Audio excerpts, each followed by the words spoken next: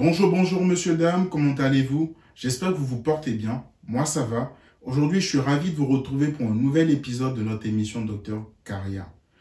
Dans la vidéo d'aujourd'hui, nous allons aborder les 9 erreurs à éviter pour un entretien d'embauche réussi. Alors, si actuellement tu es en recherche d'emploi ou que même tu es en poste et que tu recherches une nouvelle opportunité, je t'invite à rester jusqu'au bout de cette vidéo. Je suis Aria Sakbougwa, ton meilleur atout dans le développement de ta carrière. C'est parti.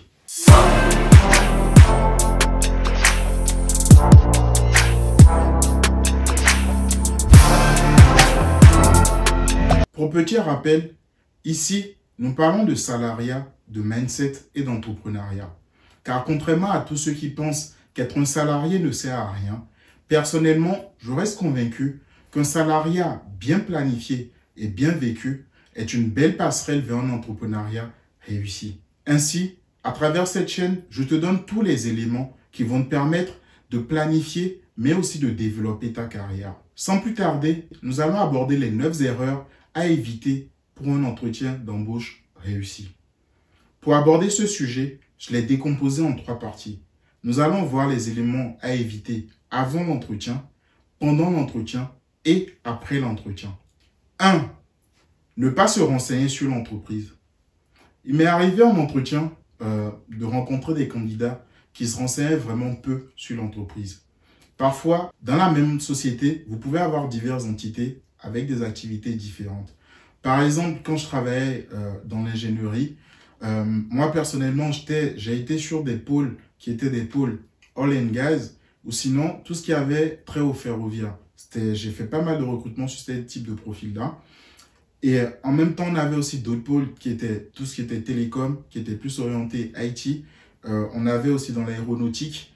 Donc, certaines entreprises dans la même structure peuvent avoir diverses activités. Donc, des fois, en fait, pour tester les candidats quand ils venaient, c'était de voir si c'était enseigné de manière générale sur l'entreprise, hormis ce pourquoi ils venaient. 2. Ne pas saisir les enjeux du poste pour lequel vous êtes là en entretien. Pareil, en entretien, il m'est déjà arrivé de recevoir des candidats qui ne saisissaient pas vraiment la raison pour laquelle ils étaient là, c'est-à-dire les enjeux du poste pour lequel, en fait, on avait entretien. Donc, ils ne voyaient qu'une partie où tout ce qui les intéressait, c'était comment, en fait, réciter leur parcours professionnel, comment exposer ce qu'ils ont fait, sans vraiment comprendre ce que j'attendais, en fait, ou ce qui était attendu du recruteur, essentiellement. Et ce n'est pas quelque chose qui m'arrive qu'à moi, c'est déjà arrivé à d'autres collègues aussi qui sortaient des fois de l'entretien. Ils étaient lessivés parce que la personne avait passé plus de temps à raconter ses exploits qu'à raconter les exploits qui l'intéresseraient lui ou qui pourraient le mettre en valeur. Donc du coup, il va être important de comprendre en fait en quoi consiste le métier dans l'entreprise, qu'est-ce qui est attendu de ce métier-là. Si possible, regardez sur LinkedIn les personnes qui étaient là avant, voir si vous pouvez échanger avec des gens, si c'est possible d'échanger avec des personnes pour qu'ils vous expliquent un peu plus, ou même le recruteur que vous avez eu. N'hésitez pas en fait lors de l'entretien téléphonique avant l'entretien physique de lui poser des questions pour mieux comprendre les enjeux du poste pour lequel vous avez entretien. Ce qui nous emmène au point 3. Le point 3, c'est d'éviter de partir en entretien sans comprendre les raisons pour lesquelles vous êtes là. Donc ça rejoint le point dont je vous ai parlé tout à l'heure.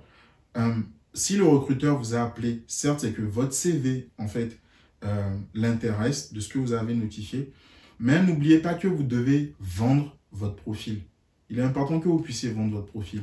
Et vendre votre profil, ça passe par le fait de comprendre les enjeux du poste, mais de comprendre aussi ce que vous maîtrisez comme potentiel et comment vous pourriez le valoriser sur cette opportunité-là. C'est-à-dire qu'en entretien d'embauche, l'objectif n'est pas forcément de raconter tout ce que vous avez eu comme parcours. Si vous avez peut-être cette expérience professionnelle et que vous comprenez réellement les enjeux en fait, du poste pour lequel vous êtes là en entretien, en réalité, vous allez limiter votre discours. Ce que je vous conseille serait de prendre le temps de bien comprendre les enjeux du poste et donc du coup à ce moment-là, de pouvoir identifier la raison pour laquelle le recruteur vous a fait appel à vous.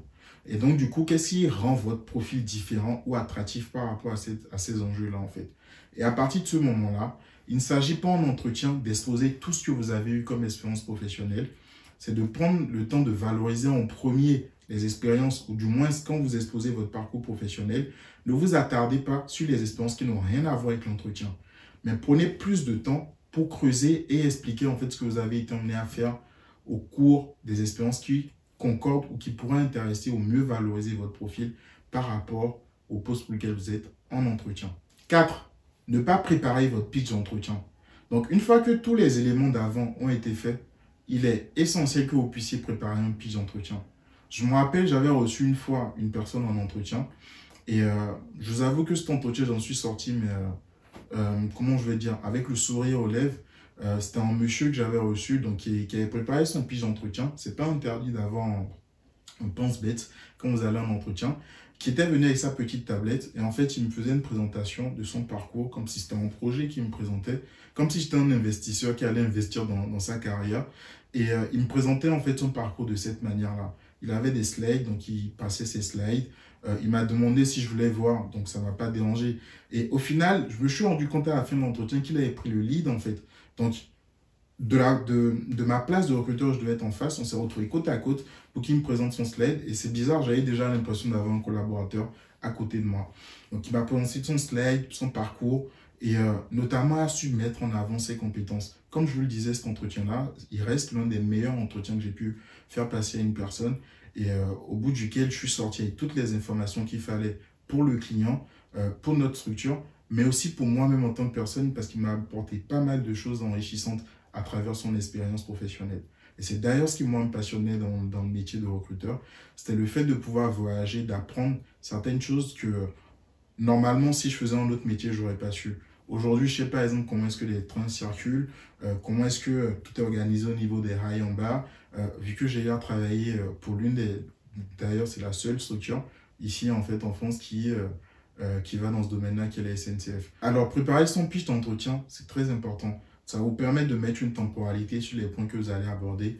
Mais aussi, souvent, il y a des recruteurs, j'ai des collègues, je l'ai fait aussi, c'est de voir un peu si la personne est venue nous réciter quelque chose qu'il a appris. Parce que souvent, quand vous avez une personne en face que vous l'interrompez pendant qu'il présente son discours, si c'est quelque chose de récité à un moment, il ne va pas se retrouver dans son discours. Alors que quand c'est une personne qui maîtrise réellement ce qu'elle fait et qu'elle est à l'aise avec, que vous la coupiez là ou etc.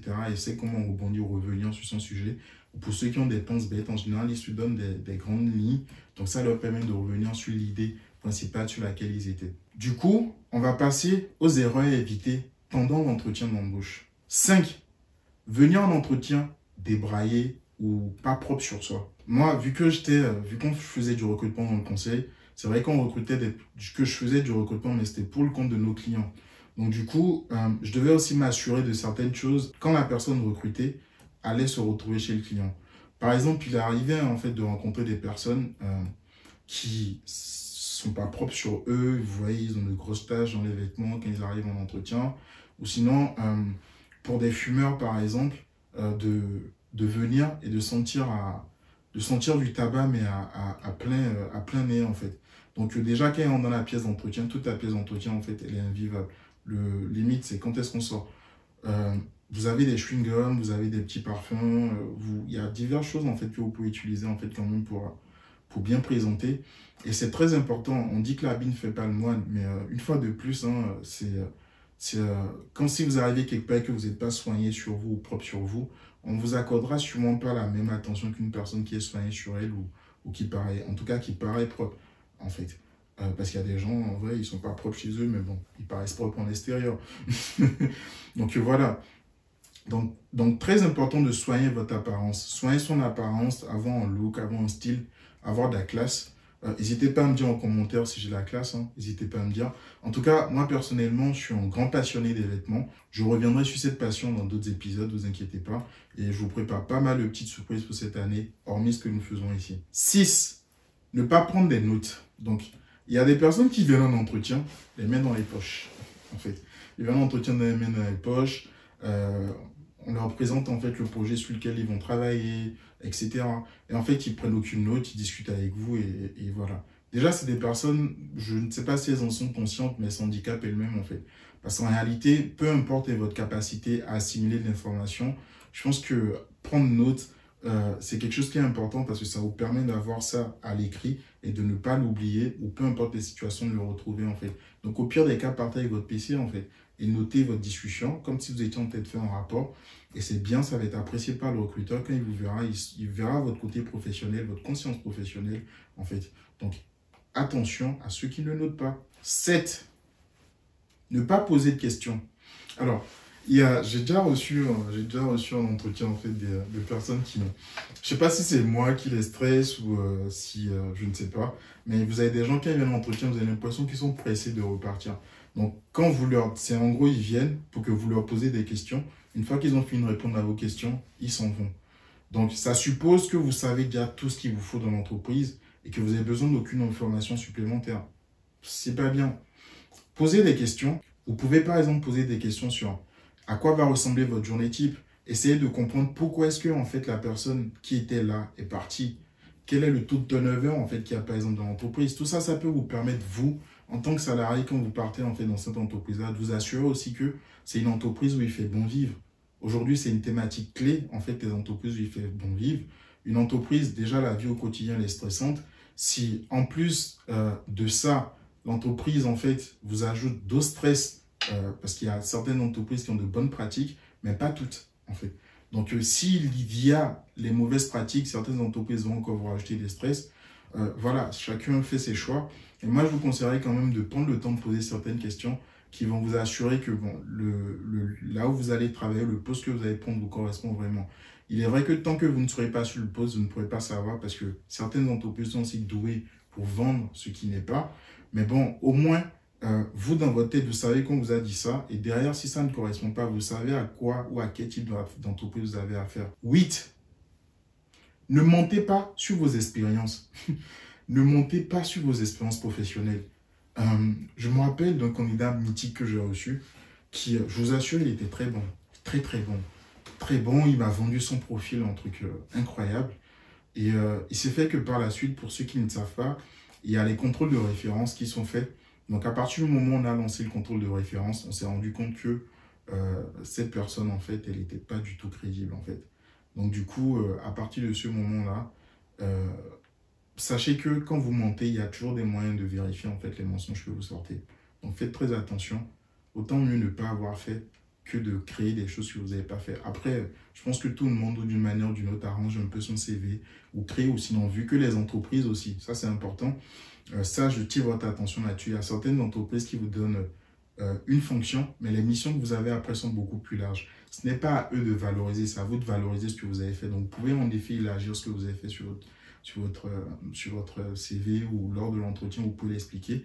Mais par contre, n'allez pas mentir, surtout pas de mensonge. Et du coup, on va passer à l'erreur à éviter. Donc, il n'y en a qu'une à éviter après l'entretien. Celle de ne pas envoyer un mail, en fait. Il est important d'envoyer un mail après l'entretien qui récapitule l'échange que vous avez eu, ce que vous avez compris de l'échange et aussi qui confirme votre intérêt pour le poste, si notamment le poste vous intéresse toujours. Alors, n'hésitez pas à commenter et à me dire ce que vous pensez en fait de ces divers éléments que j'ai exposés et à vous abonner pour ne plus rater nos publications. Je suis Arias Agbougua, ton meilleur atout dans le développement de ta carrière. Alors, si tu as des questions ou souhaites être coaché pour ton entretien d'embauche, n'hésite pas à prendre contact avec nous via notre site web www.drcarrière.com ou via WhatsApp au 07 66 26 84 26 ou notre numéro en Afrique toujours via WhatsApp, le plus 229 90 01 94 11. On se retrouve la semaine prochaine.